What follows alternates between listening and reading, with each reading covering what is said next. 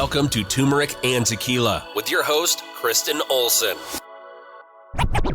Questioning a better way, one gracefully disruptive conversation at a time.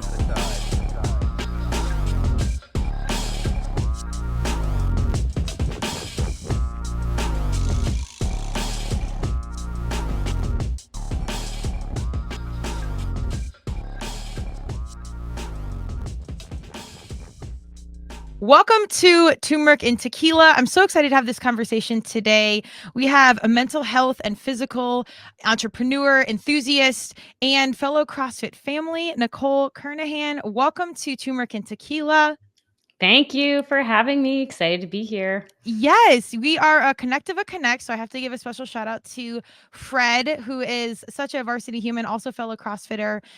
He is all things economic literacy and note investing. So go check him out. The Little Green Book. If you know, you know, I'll link him into this. But Nicole is a connect through him. So I always appreciate, I'm an advocate for networking and getting your like-minded humans around you. So keep that going strong. Nicole, I'm going to give a quick bio, but then we're going to jump right onto her journey because she's had an extraordinary one.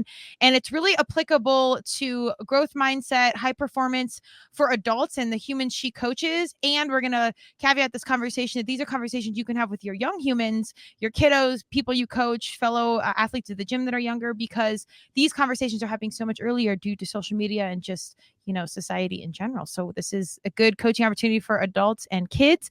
Nicole is a high performance coach, speaker, author, and the COO of Elevated Worldwide. She is waking up the world to powerful, inspiring, and fulfilling lives and business. So Nicole, let's jump in here. Tell us about young Nicole. I'm guessing you were kind of on a mission as a 0-year-old, but give us the 411 on youthful Nicole. Well, yes. Yeah, no, I thank you so much, Kristen. Yeah, at a young age, I've always been very positive. So the essence that I would just say in my soul is really a positive, bubbly, upbeat person. So it took me a while to fully embrace that because there was actually a period of time where that style, I felt like it didn't feel professional, right? Mm-hmm. So it's a little side note, but this idea of embracing who you really are. So that is who I really am, this positive little firecracker. I'm only 5 feet tall, so I'm quite petite. But I have learned that in CrossFit, you know, a lot of the professionals are pretty not that tall. So the lack of height serves you on many levels. Burpees, we can go on, but yes. Oh, yeah, absolutely. 100%. So yeah, I've always had this kind of natural tendency to want to see the best case scenario, to see the glass half full. And I was raised really with that perspective for the most part, which I'm super grateful for, because I know that is not the way a lot of the world is raised, not with the glass half empty perspective. So right. It's really powerful. That's amazing. Was coaching, not to interrupt you, was coaching or leadership or entrepreneurship in the blood in the family? Yeah, my parents have been entrepreneurs they just sold their business. Their final businesses they just sold this past year. So they were in about 40 years as entrepreneurs. Wow. My grandparents and aunts. So a lot of family members, primarily in retail.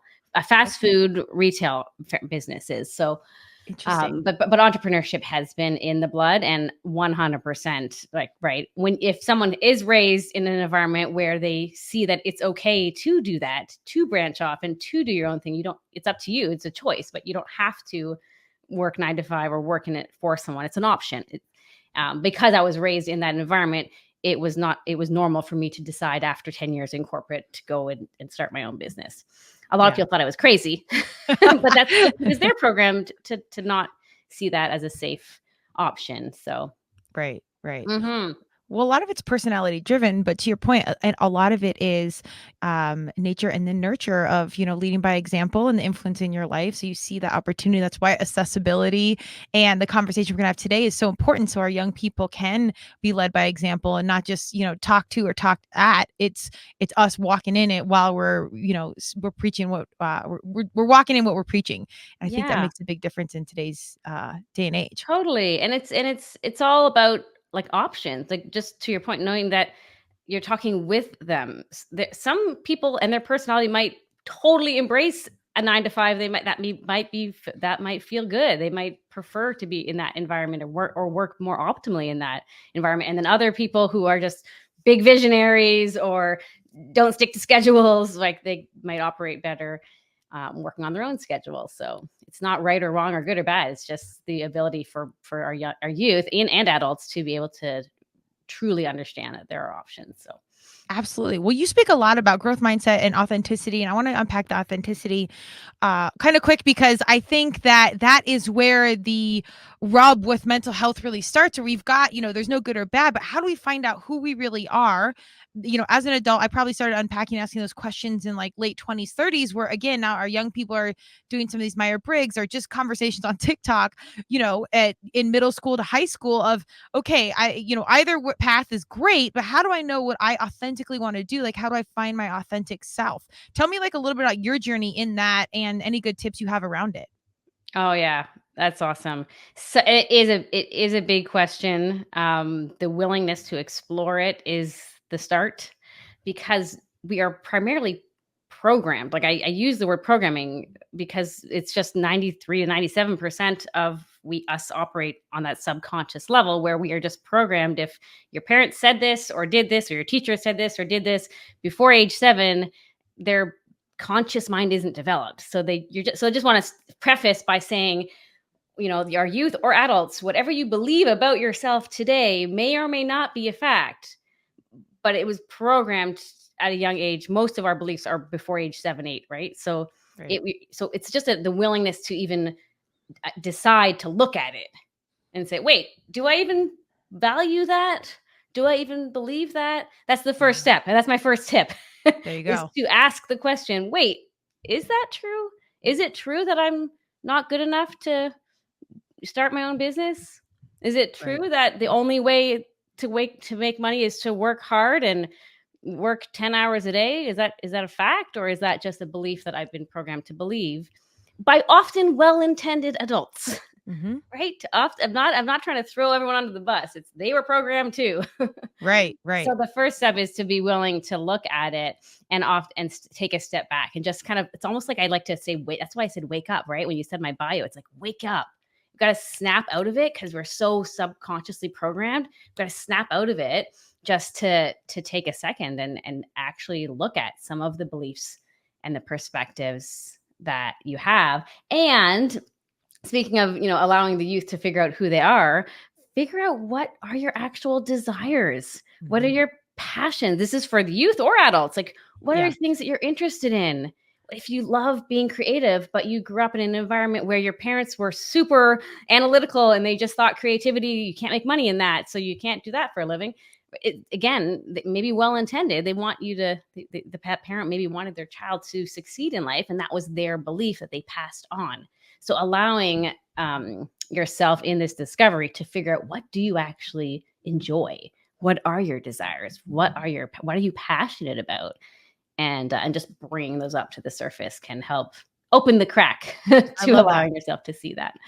Well, one of the big reasons I ask, tell me about your young self, because usually that intel is there very early before you're conditioned or programmed in any which way. You just do, you play with dolls, or you build things, you dig holes, you go, find worms in the fountain or in the creek or whatever it is. Like, usually you're just drawn by your nature to certain things. And I think very early on, we like, the writing's in the stars early, and we just don't listen until later on. Were there things you did as a young person where you look back and you're like, of course I'm doing what I'm doing now?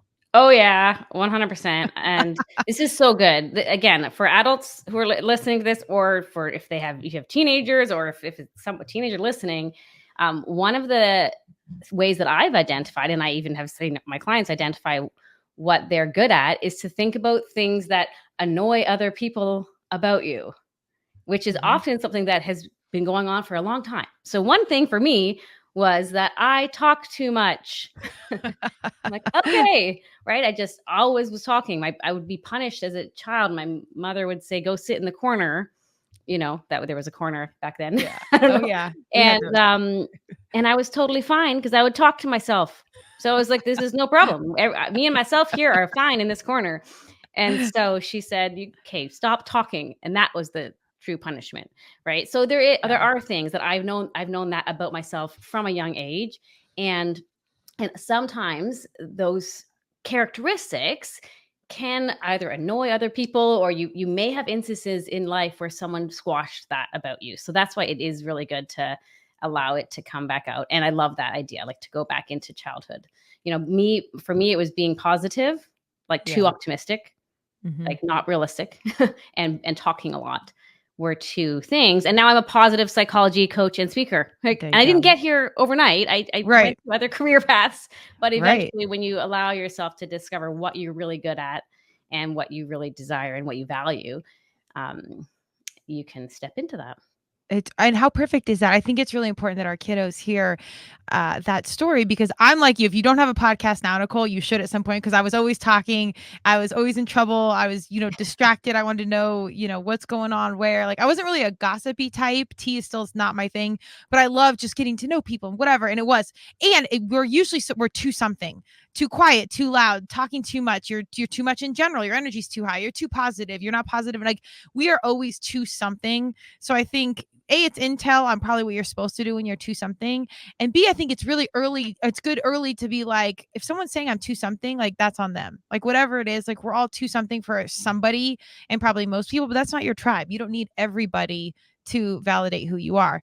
And the second part I would say is sometimes what you're going to do might not be a thing yet, like positivity coaching or podcasting or, some of this stuff when we were younger wasn't really a thing yet. So, it does, however intentional you want to be, like there is divine timing of like stuff just happening right at the right time. So you got to show up, you got to do the work. And for my young people listening, don't rush it. Don't push it. It's going to happen. What needs to happen. Do what you can, but we don't really control a ton at the end of the day. Mm-hmm. And you know what? Every single life experience can bring skills and experiences into the next thing. So, I don't regret any of my career experiences. Some were great. Some really struggled in. But I learned something in each one of those pieces that I can now bring in to today. So I love that. Absolutely. It's not a rush. It's a journey.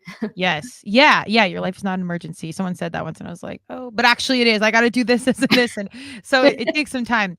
Well, I want to talk about, because we always want to unpack the human behind the mission, before the mission. And you had some really incredible health issues and lifestyle things that I think really complemented your personal and professional career and journey. Do you want to share how, life kind of like made you pause and then perhaps pivot or look at things different and then put you on a certain trajectory? Mm-hmm. Absolutely. Yeah, it was my biggest pivotal moment, I guess, in life was I was 21. I'm 43 right now. I was 21 and I had a physical episode where I lost the functionality of the right side of my body. So I became paralyzed on the right arm and the right leg over a few days. It didn't happen instantly. I woke up it was tingling and starting to get numb. And over a few days, it turned into the full paralysis.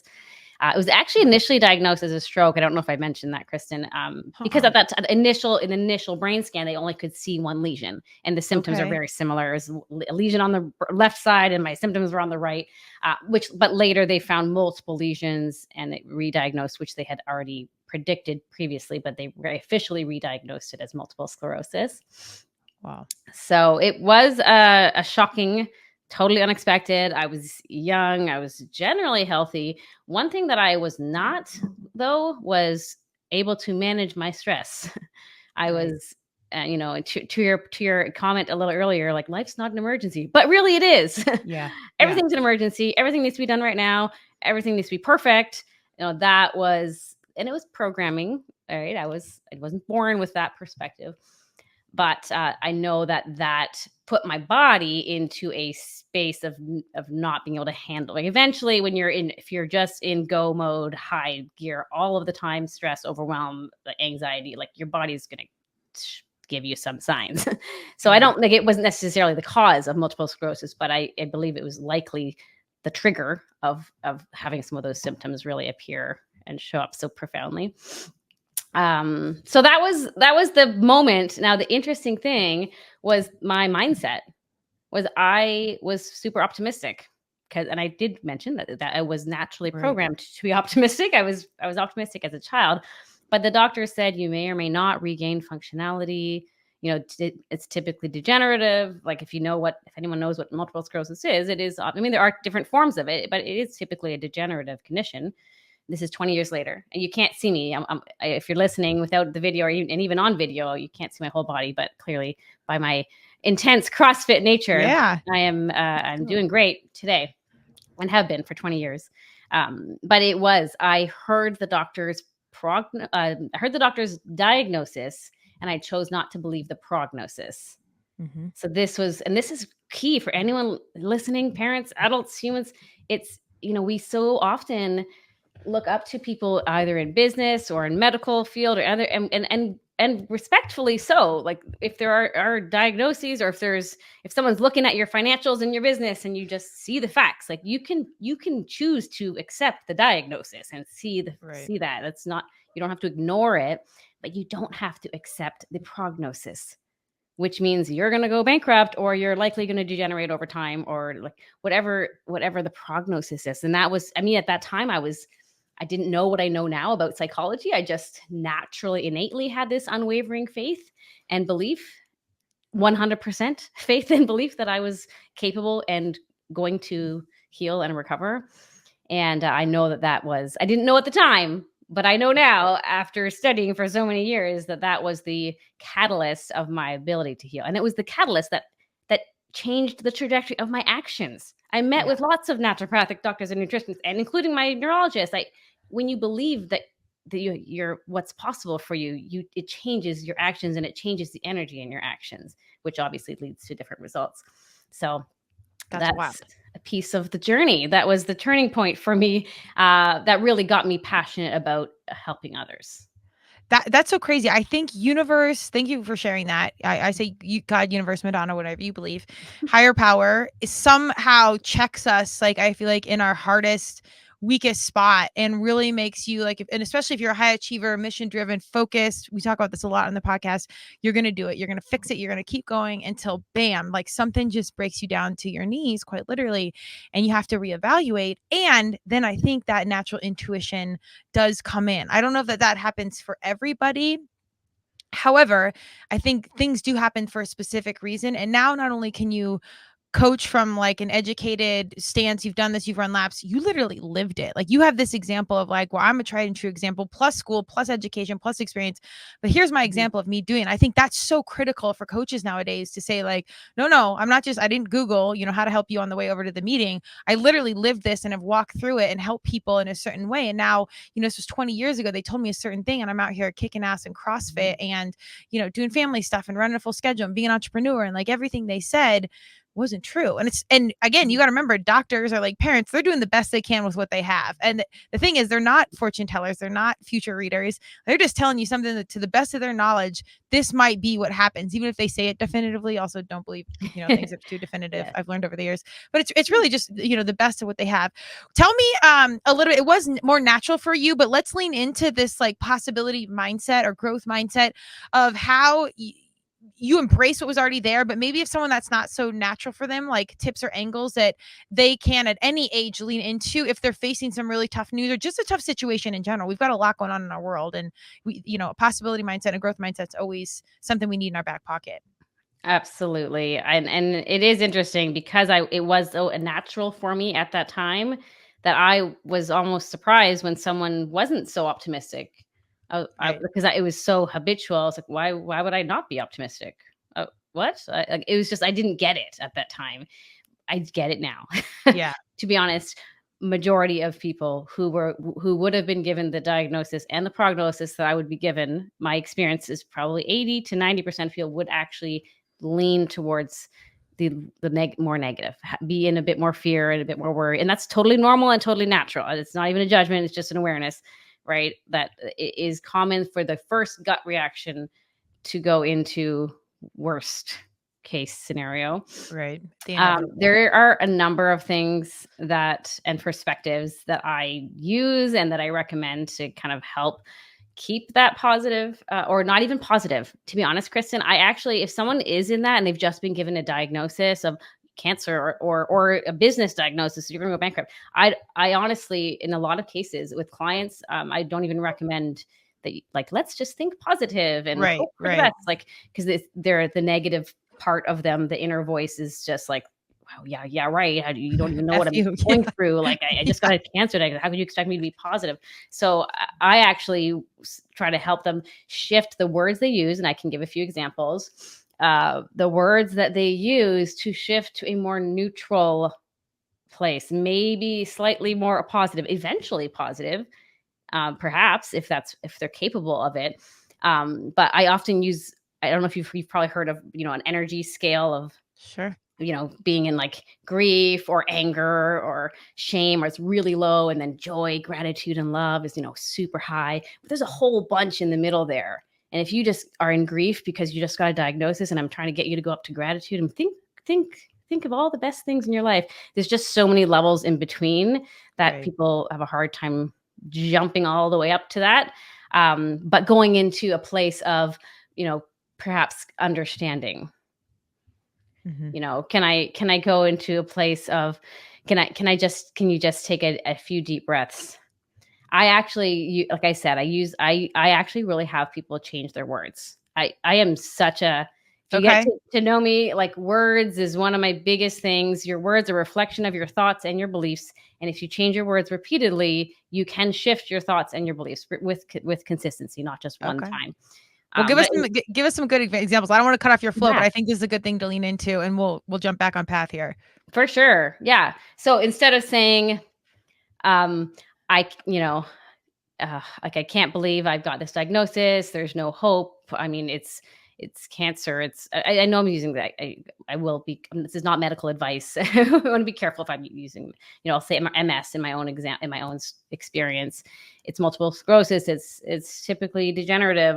Why bother? I'm probably going to end up in a wheelchair. Nothing's going to work. The doctor said that my diet change probably won't do anything. It might help a little, but probably won't. I've tried everything. I'm not the kind of person who can go gluten-free. I'm not the kind of person who can relax. I have so much on my plate. How can you expect me to? So I'm giving you all the negative sentences and negative words. Yeah. That would commonly come out. So let's flip that over, and we could say, I'm trying to use some positive ones. I often would say, I am going to choose to shift my perspective on this, or specifically with actions, saying I'm going to choose to reduce my task list, instead of saying I have to or I can't reduce my task lists, saying I'm going to choose to take one thing off my list. I am choosing is three words that can absolutely change someone's life, instead of I have to, I need to, I can't, I don't want to, it's not possible. Just saying I am choosing, even if you don't believe you can choose, to try to shift and say that I am choosing. I love saying that I am able. I am able. It is possible, or I believe that it is possible that I could have a different trajectory here. I believe that it's possible that the doctor's prognosis isn't correct, right? I believe that it is possible. That is not saying I am guaranteed to heal, and I know I will, I can, and I will, and I'm on it, because, if you're not there yet. But if you're thinking I can't, it's not possible, then just saying, I believe that it is possible that I could get better. Can you say that? Can you believe that it is possible that I could get better? I believe that I am worthy of getting better. I believe that there is enough time. There is enough love. Or I'm starting to believe that there is enough, or I'm starting to see that it's possible. I'm giving I call them progressive affirmations. Yeah. If you're not there yet, but you can just use the words, I am starting to believe, or I believe it is possible. Once you're there, if you're there and I can and I will, then go all the way. I just, a lot of the time, if folks are in this in between space, that instead of saying I can't or it's not possible, saying I believe that it could be possible. I believe that I do have some control. I believe that there are people who could help me. Because someone will say that it's not possible. There's no one can help me. And I've tried everything. What? Right. Of course you haven't tried everything. That's literally impossible to try everything. Like, it's actually a fact that that's not possible. So you gotta check your words. And it's really effective if you have someone in your home or in your life who can also be on this journey with you, that can catch your words and also be one to shift your language as well.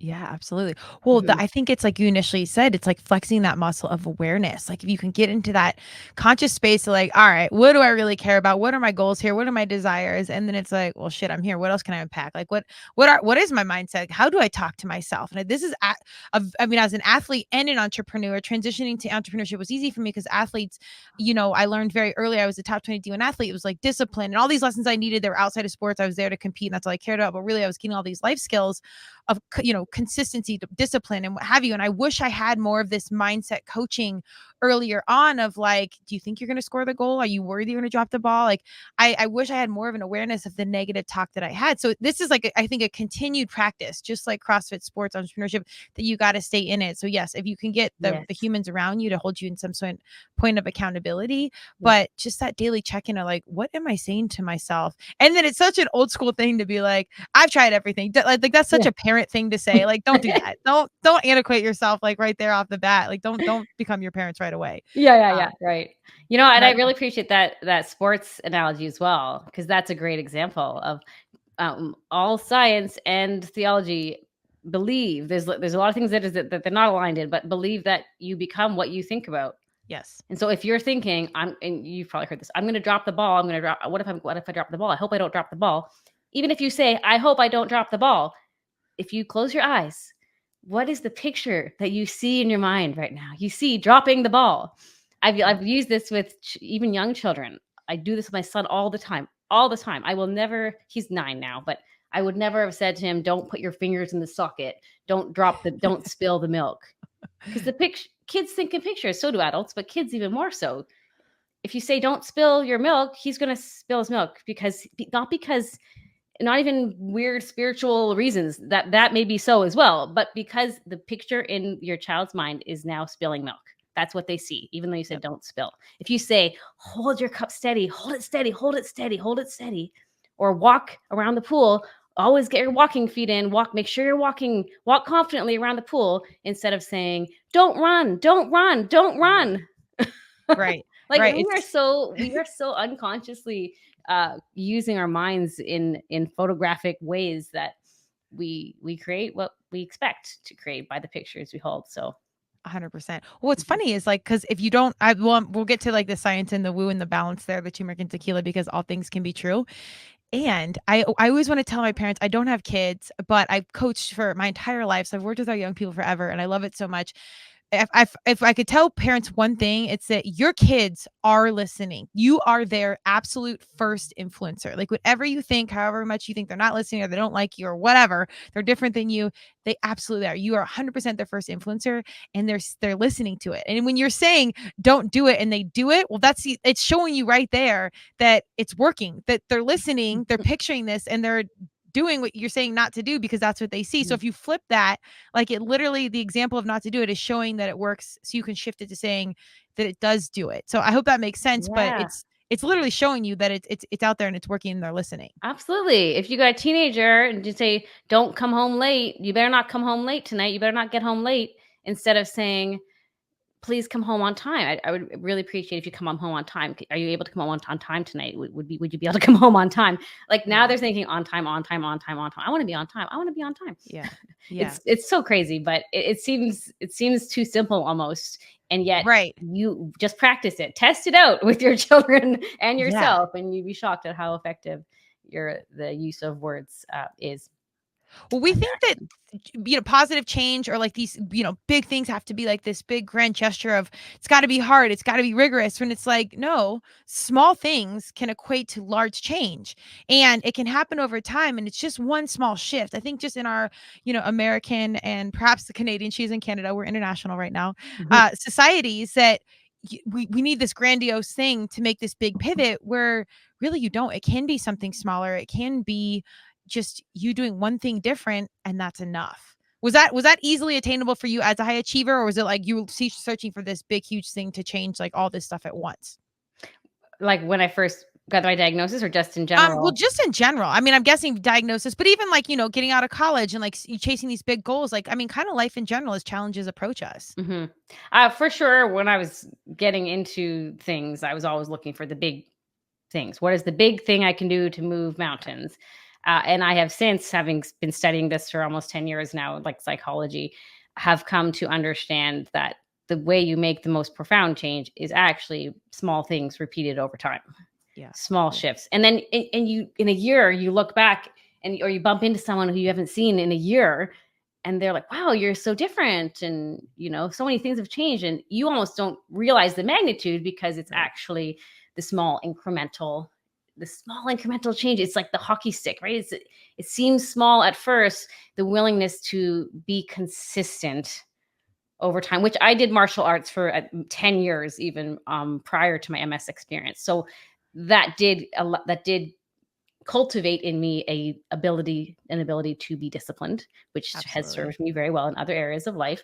But that was also cultivated through doing that 5 days a week, gradually becoming more and more disciplined. It happened to be as a child, but that's the thing. It's like the willingness to make small incremental changes and trust that over time, right, that they absolutely make a profound impact. The compound interest, it adds up.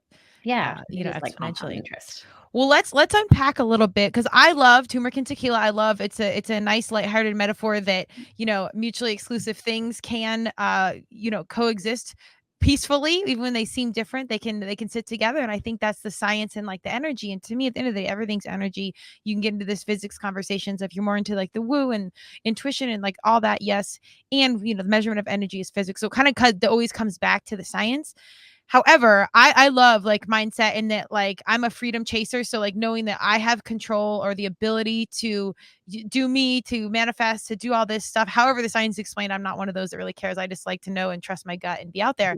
But for my science people, like, tell me how you kind of navigated the line between science and woo or energy or like intuition. Like, how did you balance that in your studies and in your own personal journey? To be honest, it was over the past 10 years learning some of the science aspects and seeing how I would call myself a Christian, seeing how it overlaps with the Bible. I'm like, oh, those are all the exact same principles. They're just worded slightly differently. Yep. And seeing how it overlaps with, other religions, not just Christianity. Like they're actually all saying the same things. Isn't that interesting? Yeah. The holidays are around the same time. Like there's a few commonalities here. And I do study a lot of kind of spiritual teachers who are not religious, but different Michael Bernard Beckwith and Wayne Dyer and some of the spiritual teachers that kind of share the concepts. Sure. And it just allowed me to feel comfortable, just to feel like I trust that I kind of realized in my own version of it, that it's all saying the same thing. I don't believe there's actually very little that is showing differences, right? Like the law of cause and effect, maybe the science, the law of the harvest, right? Is that what you reap what you sow, is maybe more from, religion.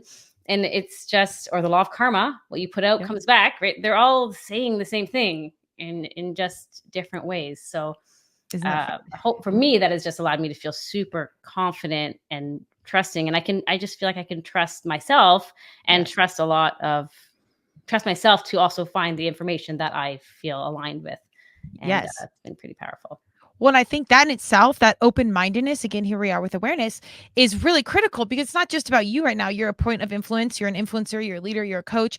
You want to be as equipped as you can to serve your clientele, your people, even your family. And so I think it's really important for our leaders like yourself to have this open-mindedness. Even if you don't agree with something, that's okay. Just learn the intel so you have it, within. So it's another tool in your tool belt where you can service your community. Because as you also said, like, you are positive. No one else got that. I can't believe other people didn't. Like, we are so different. Like, humans are individuals on so many levels. Our DNA is so similar, blah, blah, blah, but we are truly different. We're a collection of different experiences.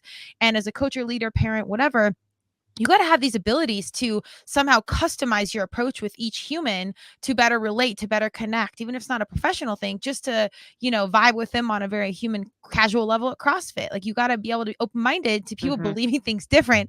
And then in fact, when you actually have the conversation, you're like, oh, well, this person's a Democrat, this person's a Republican, but dang, our core values are right in a line. We have different reasons but it's like just having that open-mindedness of maybe it's this or that, but maybe we can exist right here in this and sign and not have to choose, either side, and then further connect with our people. Yeah. So absolutely. It's actually a Wayne Dyer quote.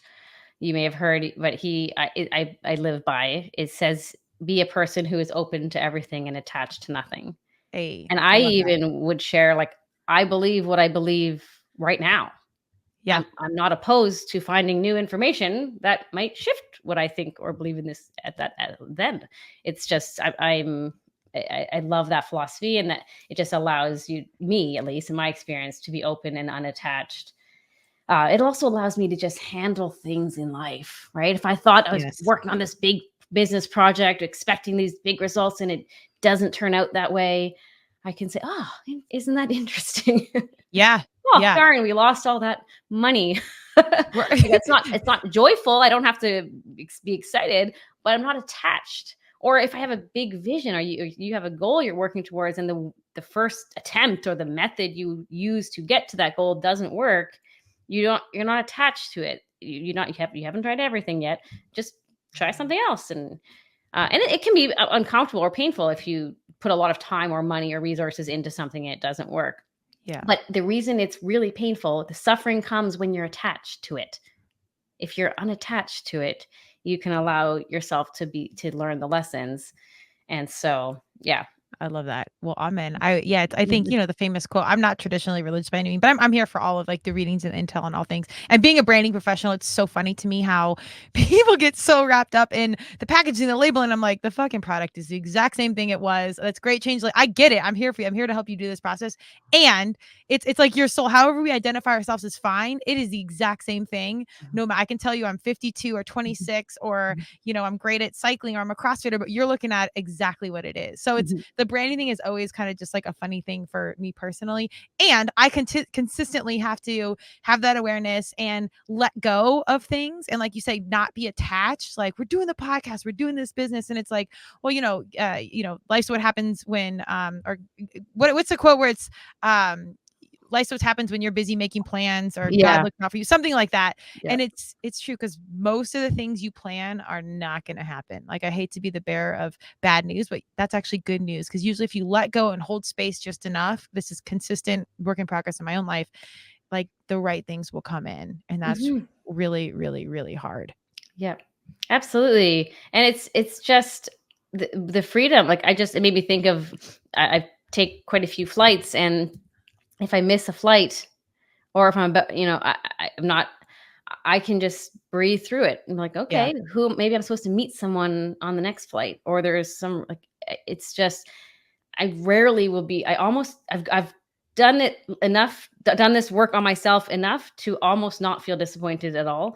Okay. Which sometimes, though, you got to be careful. If you train yourself so well, then you have to also realize if there is a challenge, like, don't not see the challenge because you're so quick to shift, and other people might think you don't care. Yeah. That has been definitely was my experience as I started to evolve, and I would not get into gossip or not get into complaining. I would just be like, oh, it's okay. Like, well, it's cool. Like, we'll pivot, we'll shift.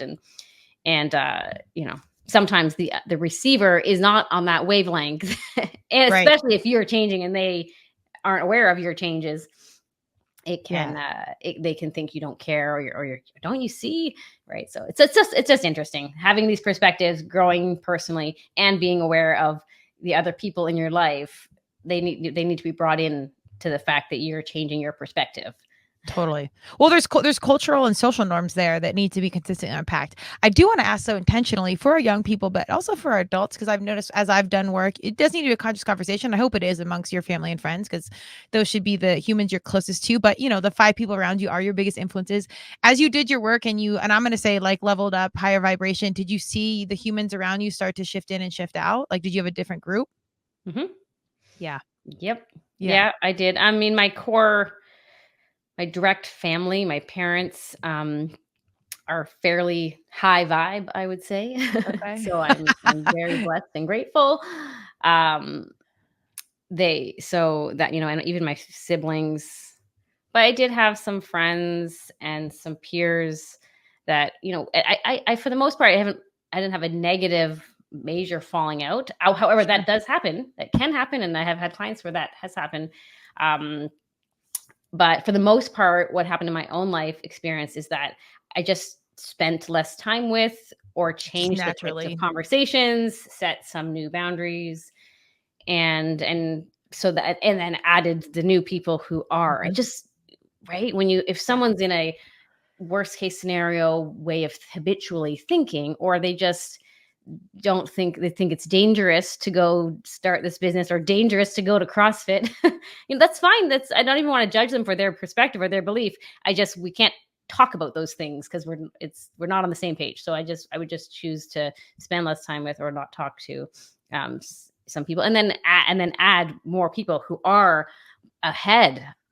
Right? If you're the smartest person in the room, then get into another room. So I just find people who are even farther along in their journey of personal development or growth or spirituality, or, to be able to just say, wow, really, when you're surrounded by that type of that way of thinking consistently, which I am because I work in this industry. So I'm surrounded by a lot of people in that way of thinking.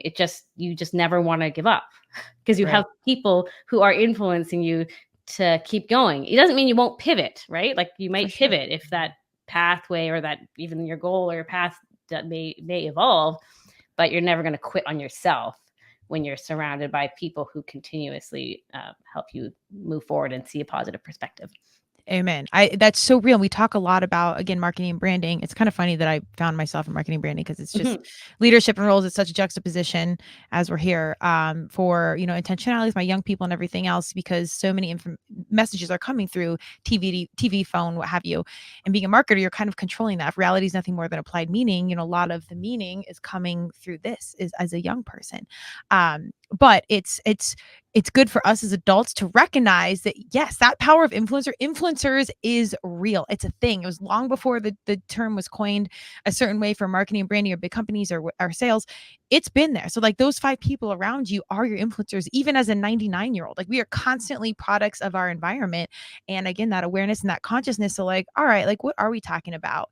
And I think it's just like nutrition, where it's like, don't worry about if you want to lean out for a competition or gain muscle or whatever. Don't worry about taking stuff out. Start adding protein in, start adding something in, and everything else will naturally filter out. You'll eat less ice cream because you're full, or you won't want to be around the negativity because your cup's full from the positive conversation with the right friend.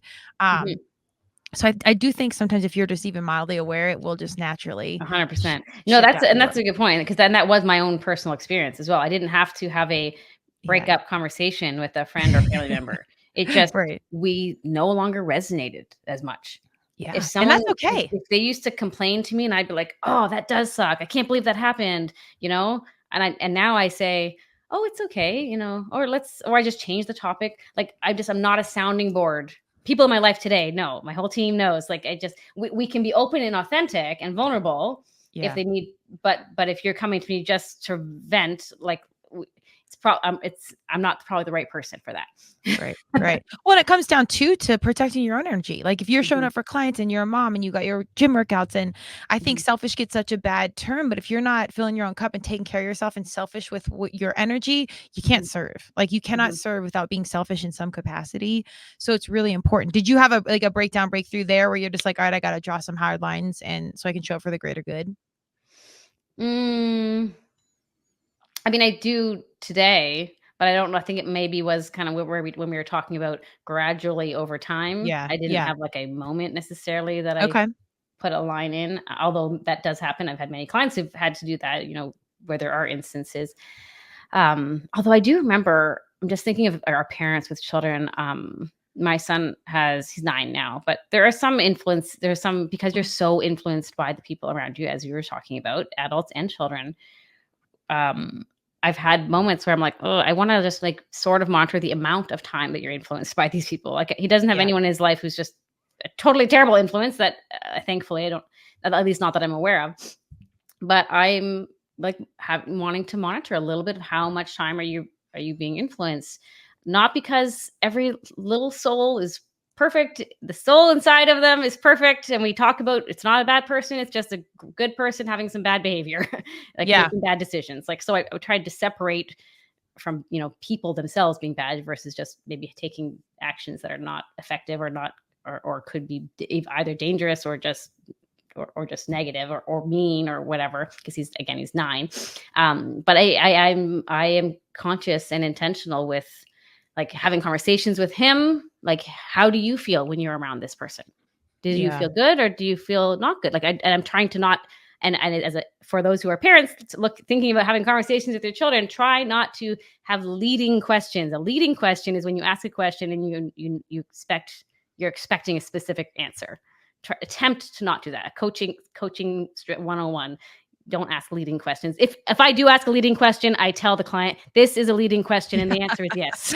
Caution tape. So I be honest. But for the most part, like actually genuinely, ask. And that's just something that I've done with my son. And I remember as a child, I wonder if you've had this experience, Kristen, but when I was a child, I had, I think I was maybe 12 or 13. My mother stopped me, wouldn't allow me to, there's one girl, I was no longer allowed to play with her. Okay. And I remember being angry and frustrated and like, how can you control who I'm playing with? How can you stop me from playing with my friend? If I think back, I knew she wasn't good business. Like, I didn't process that at the time, but now I know that she wasn't. But I'm like, oh my goodness, I get it now, Mom. It just took me 30 years. Yeah. But I get it. Like even back then, without understanding you are the product of the 5 people you spend the most time with and how much you're influenced by others. You just know, right? We know this. As a parent, we know this. Yeah. Therefore, think about as an adult, you were also in the exact same situation. You were also being influenced by the people that are around you. But it is really interesting to be open and intentional. I did want to share or even get your thoughts on when it comes to influence. And we're talking about energy, and if we can go into that stuff, like the actual way that you influence someone else, I have come to believe is primarily through your vibe, the frequency you're on. What radio station are you on? You don't even need to have words. Right. That's why as a parent and your child's playing with someone and you're like, oh, I get a bad vibe. Yep. This is bad. It's a vibe. It's feeling. It's not even without knowledge or information or words, like so kind of with that willingness to trust your intuition, both as a parent for your children or in your own life with people around you, you don't have to know all the details to decide whether or not this is a positive influence. You can be willing to just trust your feeling.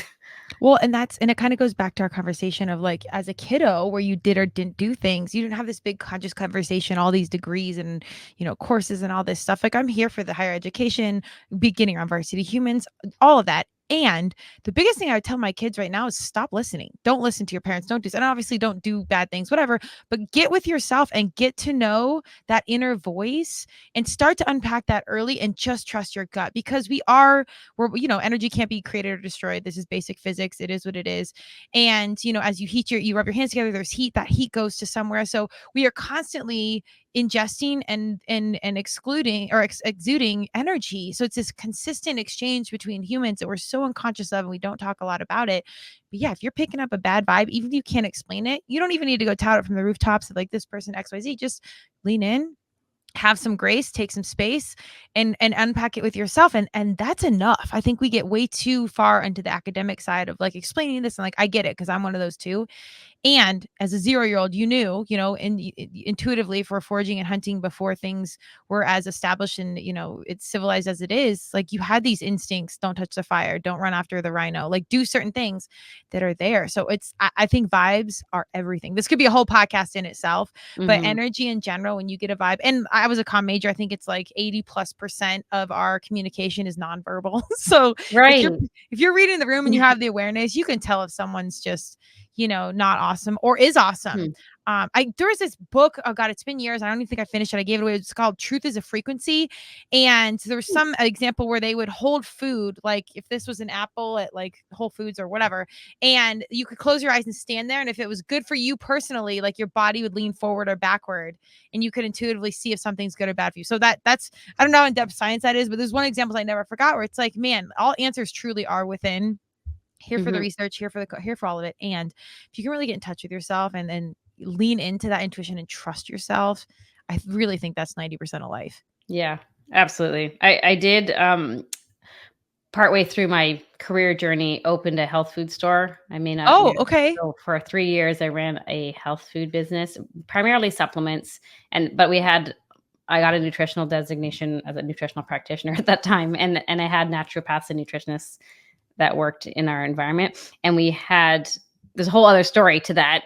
But as to why I got out of it, it was primarily because I realized that there was something deeper. There was a mental block that was stopping most of our clients from actually making progress. And that's when I got into psychology. But the point that I brought it up was actually because of what you're sharing. I was not aware of energy work or like the, I can't even call it food testing. What do they call energy testing kind of thing? Yeah. I didn't know what it was, but we had a number of clients that would come in and pick up a supplement bottle and then just close their eyes, like muscle testing, I think they call it. Yeah, I think it's muscle testing. Yeah. I guess I haven't really studied it too much. Or they would just hold it up against their body, or they might decide they want a particular supplement, but in terms of deciding which brand they would want, they would, either hold it against themselves or do muscle testing, like if it's easy to push your arm up or not easy to push your arm up. That's, and it was really fascinating to me. And I haven't really gone down that path too much, clearly, by my lack of understanding of how I'm explaining it. But it was true, right? It was, it's just, there's so many different ways. And if you can be open and unattached and non-judgmental, it may or may not be your way for making decisions, but just knowing that there's so much out there and there's so much that you can trust that is within you. The answers are usually within you. Yeah. You just need to open them up and pull back the layers and the false beliefs and the things that don't allow you to see them. Yes. Well, and the hard part is sometimes you don't want to believe it's you. Like you want to skirt the responsibility on someone else, or you want Nicole to fix you, or you want whatever. And it's like, nope, actually, you're going to have to do the work. You have to address the shit, crawl in it, unpack it, and then you'll be good to go. But there's light at the end of the tunnel. Yeah, absolutely. I mean, that is really, for parents speaking to their children, I think that's a powerful thing as well, to remember that to be willing to take responsibility. As a parent, if my son, and he has said it, he said, why did you do that thing? Whatever, if I made a mistake or forgot something or didn't do what I said I was going to do, I will just apologize instead of defending. Well, I couldn't because I ran out of time. You don't run this household. You don't see how many things I have on my life. Right? That's both super negative energy. Maybe it's a fact, but it is not going to serve the situation. Right. I will always recommend and I will also say, take your portion of the responsibility, because sometimes it's not fully, it is someone else's things, or there's other pieces, there's someone else was involved in making why that happened or didn't happen. Just take your portion of the responsibility. And sometimes it's just like, I'm sorry that happened. I'm sorry that that's how you experienced that. Or maybe I am sorry if I forgot to do something, but it doesn't have to be the word sorry. I don't like, this is a whole nother story. I don't like to necessarily overly use sorry and put yourself down and take the blame. But if you can say, I'm sorry that that's how you felt about that. I didn't realize how important that was to you. There you go. Feeling seen and feeling heard, just recognizing. And now they're like, oh my gosh, immediately will stop a temper tantrum. So, I mean, he's 9, he doesn't want temper tantrums, but immediately stop a blowout if you can just take your portion of the responsibility. There you go. And it also trains them to take their portion of the responsibility, whether they will or won't yet. That's, but you're modeling by example, at least. Absolutely. Yeah. Leading by example. You're the influencer again. I know that word still has a cringe status, but it's so real. And there are 40-year-olds that throw tantrums. So go ahead and write this down. All ages. It's a piece of the puzzle. Well, this is such a valuable conversation. So many gems dropped. I think there is such a beautiful and eloquent balance of the yin and the yang between science and energy, and questioning better ways, and really just getting all this intel so you can be such an amazing therapist, leader, coach in your own life. I think that I know that serves your clientele, and honestly, all the humans you interact with in such a phenomenal capacity. Tell us where we find you, book, practice, anything else you want to share, and then I'll hit you with our final question. For sure. Yeah, my primary audience, a lot of the clients that I work with are entrepreneurs or business owners. Like we probably would say 80% are in that. And it didn't start that way. And we're not specifically business coaches. We are working, as in myself and the company I work with, Elevated Worldwide. It's because they're and athletes, right? People, you have to be willing to know that you do have some control of your results. Mm-hmm. You have, and I have found entrepreneurs, business owners, salespeople, athletes, they know when I change, my results can change. if I grow, I know I can change the outcome. So that's often the perspective. But you can find me at NicoleKernohan.com. I would probably just go straight to, that's my personal primary website, NicoleKernohan.com. I do have a free abundance journal on there. It's about just kind of helping you to journal for 30 days. There's a focus on financial abundance, but it's really applicable to just an abundant way of thinking in all areas of life.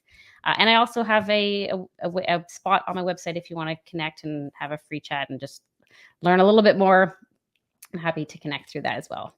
I love that so much. I love that we have humans like you with such intentionality and personal responsibility, because we are in such a shift, especially in the market and the business place, of this new school leadership of, recognizing areas of improvement. You're walking it, like really humanizing things. And I know that's what all people need, but especially our young people. Final question for you. What is success to you? Success to me, that's a great question.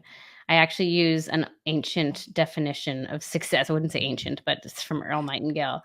Success is the progressive realization of a worthy ideal. That's in his words. And I would just say success is when you are making progress towards a vision or a goal that is meaningful.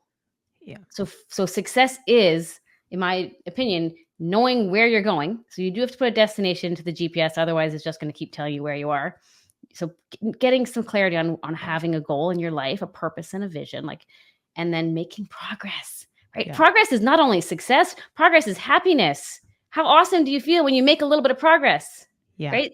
When you get there, the happiness, it's scientifically proven. I took a positive psychology course with Yale on happiness specifically. Hey. And it was like, when you achieve the goal, your happiness lasts for 1 hour to 2 days. Yes. And you can be proud and grateful and celebrate it. It's just the actual emotion doesn't hold. It's progress. So progress towards a worthy goal is my definition of success. Boom. I love that. Shout out to Lux Neurofeedback. I'm in it. They're a sponsor. I love them. And some of this stuff is quite literally measurable on the brain maps and some of your brain activity. So it's a physical science measurable. It's wild. I do feel compelled to ask you. So I guess actual last question, what's a big goal for you? Do you have a big vision in mind? I'm really curious to know. Yeah, I do. Let's go. What is it? I do. One of my big visions, I'm working on a book. I'm a co-author in a few books, but I'm working on my single individual personal book. But my big vision is to be a guest on Oprah, on a show with Oprah Winfrey. So I have her on my phone. You probably may not be able to see for those who are watching the video. That's me and Oprah, although it's photoshopped.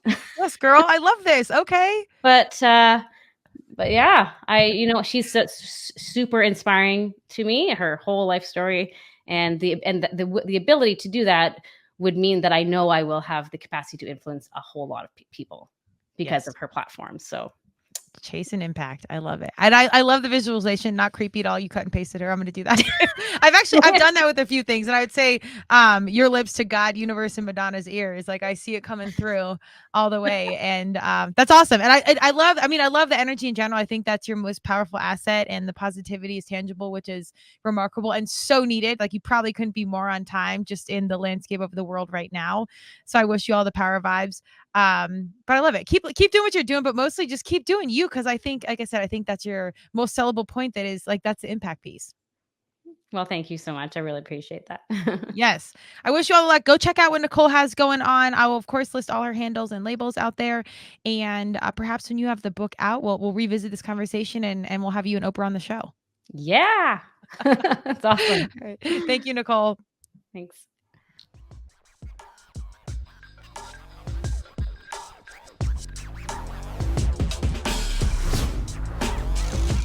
Thank you for joining Turmeric and Tequila with your host, Kristen Olson. Tune in next time, and don't forget to subscribe on Apple, Google Podcasts, Spotify, or wherever you listen.